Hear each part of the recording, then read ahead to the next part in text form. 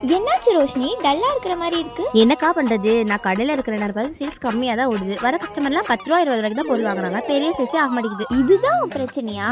நான் சொல்ற மாதிரி ஐடியா பண்ணு, அப்புறம் பாரு சேல்ஸ். என்னக்கா பண்ணணும்? இங்க வா. ஓகே வாங்கக்கா, என்ன வேணும்? என் சிஸ்டருக்கு பர்த்டே கிஃப்ட் பண்ணணும். நல்ல நெக் செட் இருந்தா காட்டுமா? இங்க பாருங்கக்கா, ட்ரெண்டிங்கா இருக்கும், கிஃப்ட் பண்றதுக்கு கிராண்டா இருக்கும். ரொம்ப நல்லா இருக்கே. இந்த ஆரம் என்ன பிரைஸ்மா வருது? ஒன்னு 500 ரூபா தான்க்கா. 500 ரூபாயா? பட்ஜெட் தாங்காதுமா, கம்மி ரேட்லயே காட்டு. இங்க பாருங்கக்கா, இதெல்லாம் சீப் அண்ட் பெஸ்ட் தான். இது எவ்வளவுமா? இது 50 ரூபா தான்க்கா. 50 ரூபா தானா? ஓகேமா, நான் ஆன்லைன்ல பே பண்ணிடுறேன்.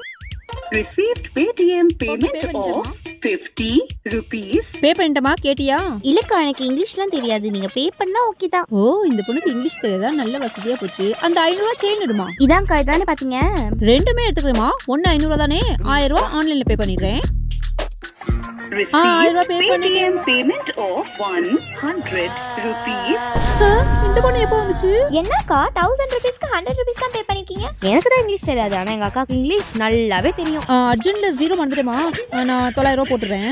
எப்படி நம்ம ஐடியா? சூப்பர். இப்ப எனக்கு இங்கிலீஷ் தெரியாதா, உனக்கு நல்லா தெரியுமா? ஓகே வாங்க, என்ன வேணும்?